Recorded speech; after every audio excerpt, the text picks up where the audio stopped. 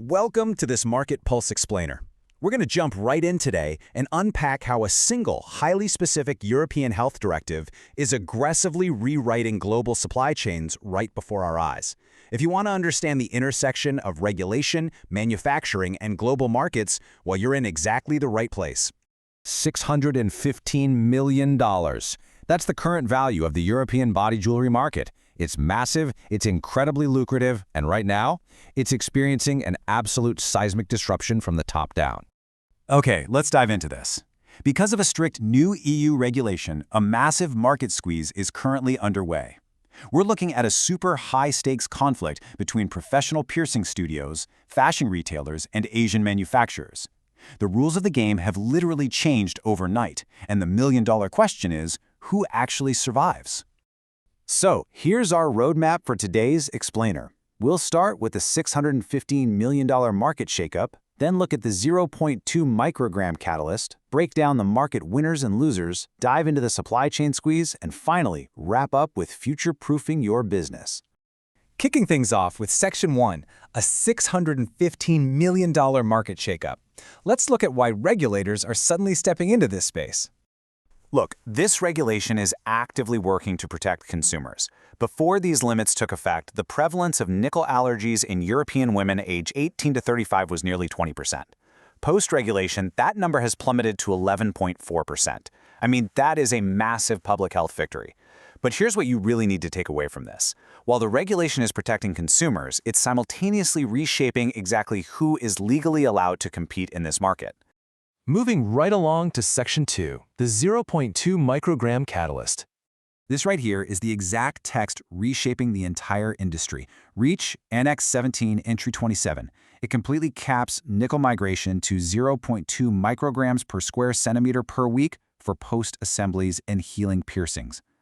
Now, you got to understand, this isn't just a friendly suggestion. It is a strict legal requirement. If your jewelry exceeds this limit during the healing period, you simply cannot legally sell it in the European Union, period. So why so strict? Well, it comes down to a pretty clear causal chain. You insert nickel-containing jewelry into a fresh piercing, which, let's be honest, is an open wound. And if you've ever had a bad reaction to cheap jewelry, you know exactly how painful that gets. That sensitization leads directly to a lifelong allergy.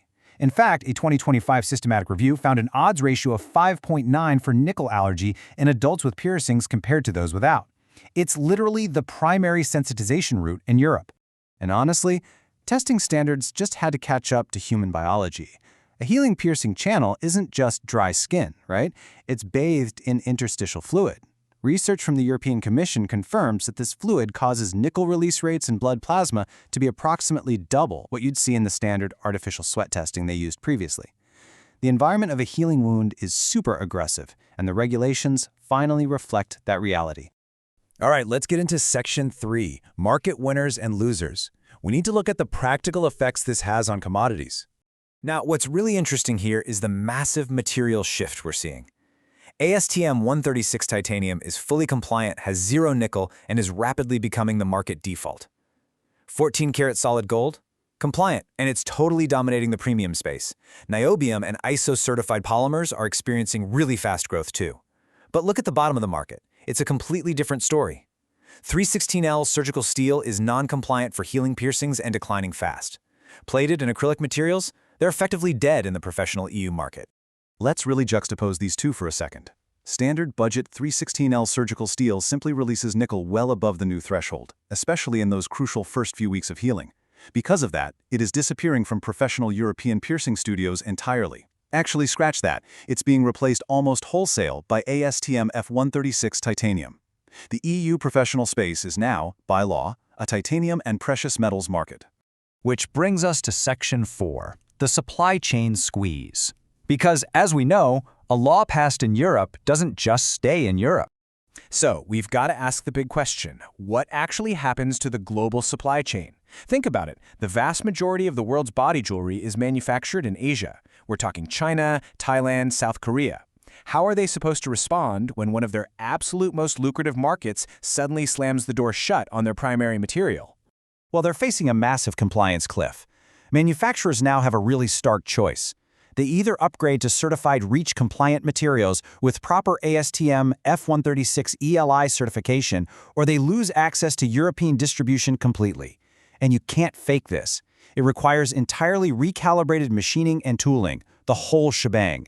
And as the source material so bluntly puts it, upgrading is not cheap. Titanium feedstock costs significantly more than generic surgical steel bar stock. You can't just take manufacturing equipment calibrated for cutting steel and flip a switch over to titanium. The parameters, the tooling, the finishing processes, they are all completely different. For small and medium manufacturers, this cost is just flat out prohibitive. What we're seeing is rapid market consolidation, where larger manufacturers with the capital to upgrade are simply gobbling up the accounts of smaller suppliers who can't meet the new standard. Finally, let's wrap things up with Section 5, Future-Proofing Your Business.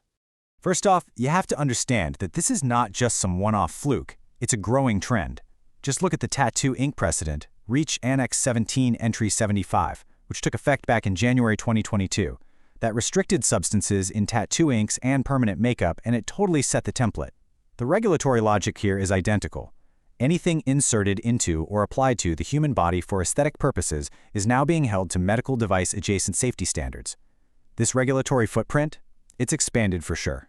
So here are your direct marching orders. Number 1, audit your current jewelry inventory immediately. Check every single supplier and every single material claim. 2, demand batch-level certification. If a supplier cannot produce an ASTM or ISO certificate for you within 48 hours, they should not be your supplier anymore. The reputational and regulatory risks are just way too high. And 3, monitor REACH developments constantly. Using compliance tools like the Poli REACH Monitor is no longer just a nice-to-have, it's an absolute, fundamental business necessity.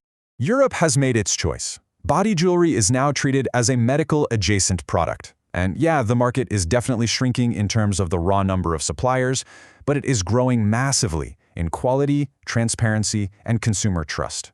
This regulatory direction is irreversible. You really only have one choice: adapt to this new standard or become completely irrelevant.